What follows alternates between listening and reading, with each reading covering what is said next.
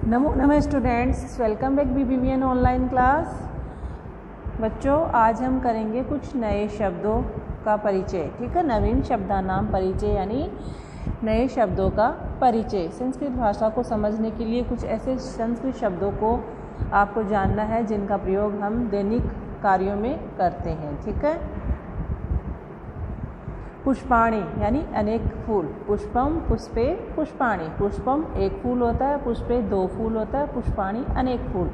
तो इसमें अलग अलग तरह के जो फूल होते हैं उनके नाम संस्कृत में क्या होते हैं वो आप जान लीजिए। ठीक है, गंधराज है यानी गुलाब का फूल, गंधराज है गुलाब। शतपत्री वो भी गुलाब होता है। तो गुलाब को संस्कृत में क्या बोलते हैं? गंधराज या शतपत्री। गंधराज यानी उसकी जो गंध होती है, खुशबू होती है, वो बहुत अच्छी होती है। शतपत्री यानी 100 पत्तों वाला। ठीक है, उसके कम से कम 100 पत्ते होते हैं, इसलिए शतपत्री। कमलम यानी कमल, कमल को क्या बोलोगे? कमलम। और कुमुद का जो फूल होता है उसको कुमुदम। क्या बोलोगे? कुमुदम। हर सिंगार का जो फूल होता है उसको बोलेंगे पारिजातम, पारिजातम हर सिंगार। सूरजमुखी को बोलेंगे सूर्यावती, क्योंकि वो सूर्य की तरफ उसका मुख होता है, इसलिए सूर्यावती।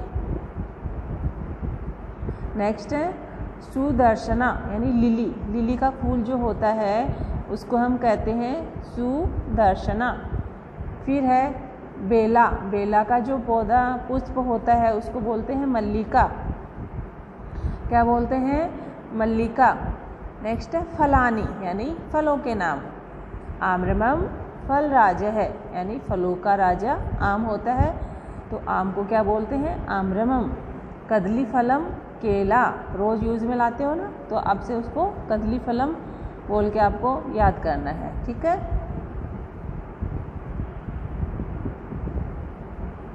नेक्स्ट नारिकेल है। नारिकेल है क्या होता है? नारियल, है ना। फिर है अनार को क्या बोलोगे? दाड़िमम। अनार दाड़िमम और नारियल नारिकेल है। फिर है नारंगम, नारंगम नारंगी। नारंगम क्या होता है? नारंगी। और सेवम सेब, सेवम सेब।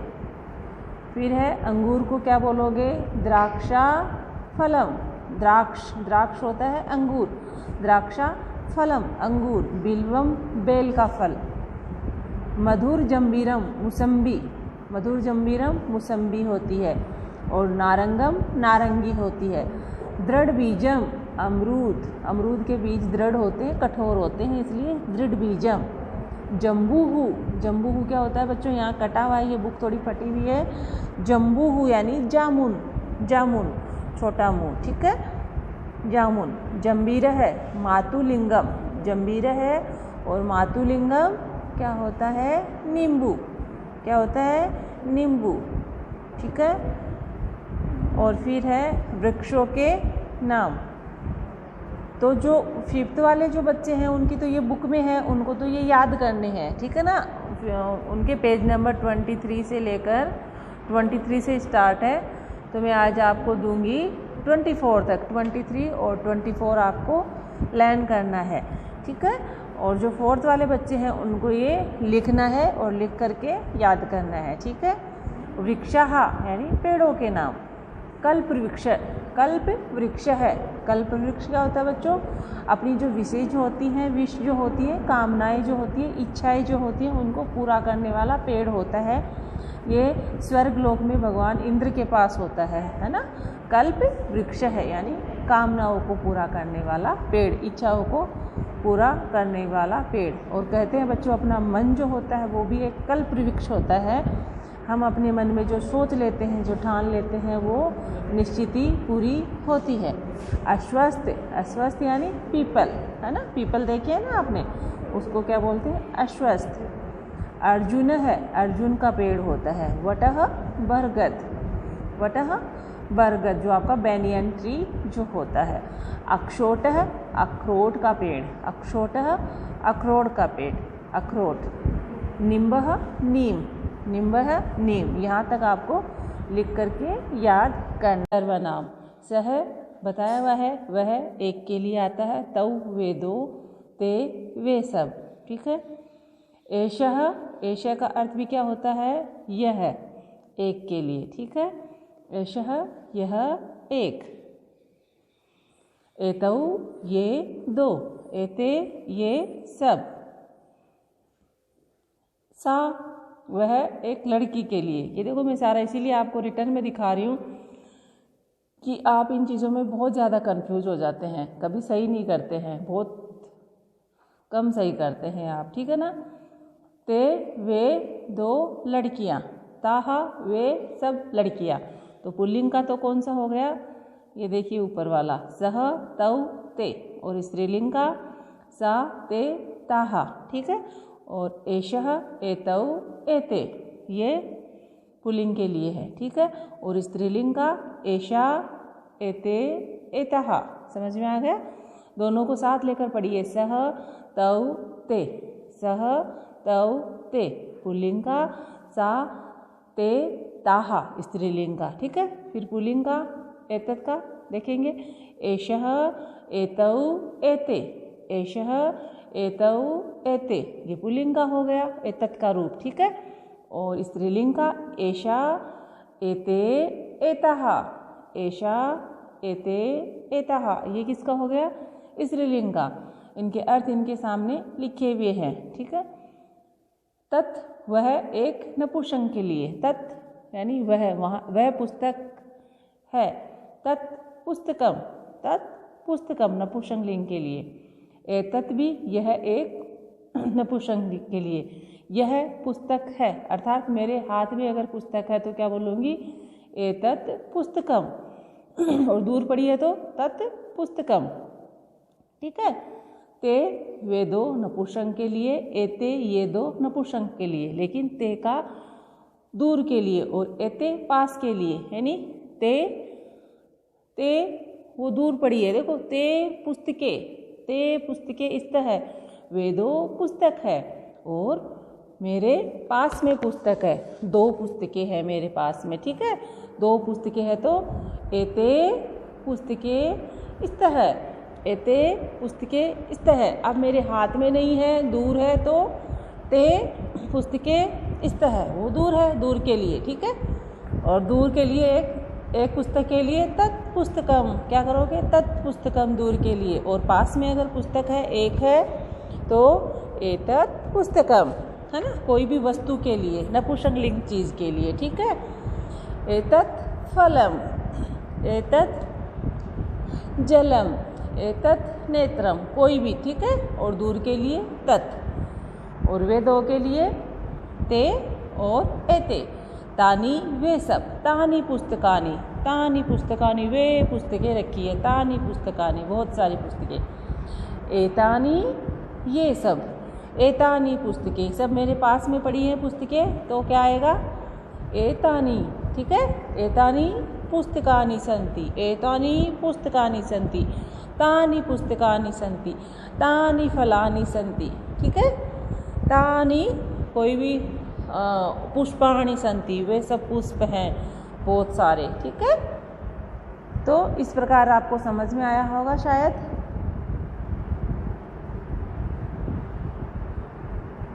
हो गया प्रथम पुरुष का, ठीक है। सह तौ ते प्रथम पुरुष का सर्वनाम होता है, ठीक है। और वो सर्वनाम प्रथम पुरुष, ये देखिए, ये मध्यम पुरुष का सर्वनाम है, ठीक है। मध्यम पुरुष की क्रिया तो क्या आएगी? प्रथम पुरुष की क्रिया क्या आती है ये बताइए आप मुझे पहले।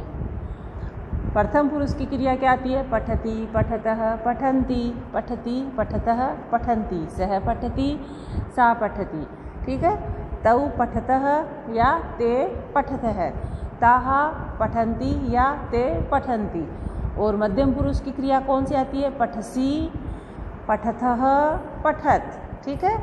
लेकिन मध्यम पुरुष के सर्वनाम, मध्यम कौन होता है? सामने वाला जिससे हम बात कर रहे हैं। आप मेरे मध्यम पुरुष हो, आप मेरे, मैं बोलती हूँ ना तुम, यू, है ना, इंग्लिश में यू, उसको बोलते हैं मध्यम पुरुष। तो संस्कृत में त्वम, त्वम यानी तुम, वह मध्यम पुरुष का है। युवाम, तुम दो, युवाम तुम दो, ये अर्थ आपको लिखने हैं। यूयम तुम सब, यूयम तुम सब, ठीक है, यूयम तुम सब। जैसे त्वम पठसी, त्वम गच्छसी, त्वम चलसी, है ना, तुम पढ़ते हो, तुम जाते हो, तुम चलते हो, त्वम क्रीडसी तुम खेलते हो, त्वम खादसी तुम खाते हो, त्वम नर्तसी तुम नाचते हो। ऐसे समझ में आ गई।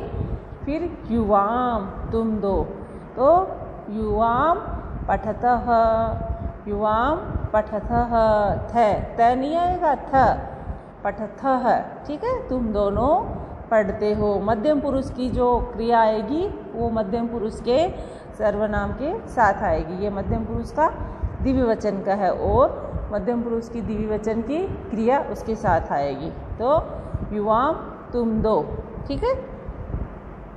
और यूयम, यूयम गच्छत तुम सब जाते हो, यूयम पठत तुम सब पढ़ते हो, यूयम क्रीडत तुम सब खेलते हो। समझ में आ गई। त्वम युवाम यूयम।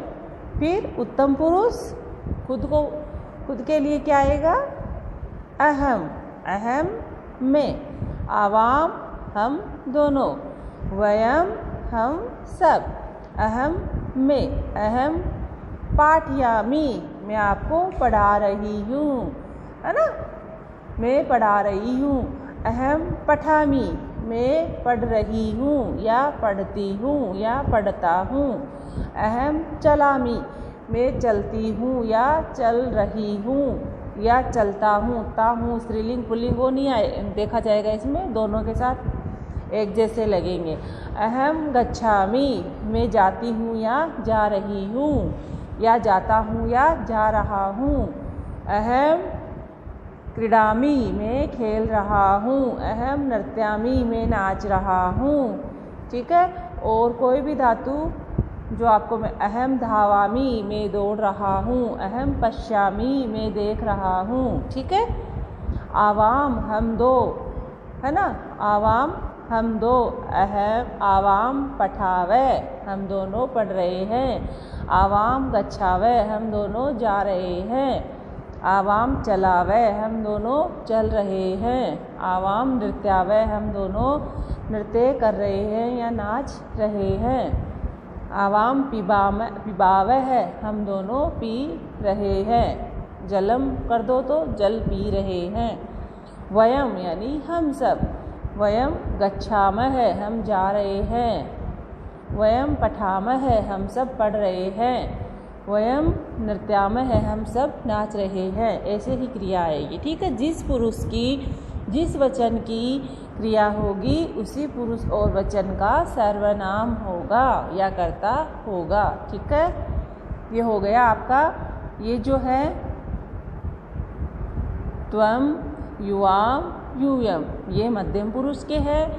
अहम, आवाम और वयम ये किसके हैं, उत्तम पुरुष के, ठीक है।